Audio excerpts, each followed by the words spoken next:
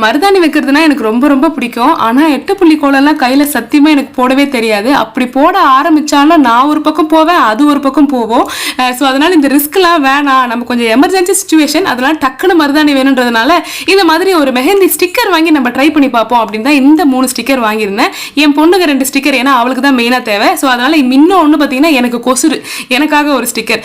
So இதுக்கு நான் use பண்ண கோனும் பார்த்தீங்கன்னா பக்கத்து கடையில் கிடைக்கிற அந்த 10 ரூபாய் கோன் தான். இதுவுமே ஒன்ஸ் இன் அ வைல், வருஷத்துக்கு ஒரு தடவை அப்படி வேணா யூஸ் பண்ணிக்கலாமே தவிர ரெகுலரா நீங்க கையில மெஹந்தி வைக்க போறீங்கன்னா இந்த மாதிரி ரெடிமேட் கோன்ஸ் யூஸ் பண்ணாதீங்க, அது சேஃபே கிடையாது. இந்த மாதிரி ஸ்டென்சிலுக்கு பார்த்தீங்கன்னா மருதாணி இலையை அரைச்சு நீங்க வச்சீங்கன்னா கூட உங்களுக்கு வந்து பெருசா நம்ம டிசைன் எதுவும் போட போறது இல்லையா, அதுல இருக்கிற ஸ்டென்சில் அப்படியே நமக்கு வரப்போகுது, அவ்வளவுதான்.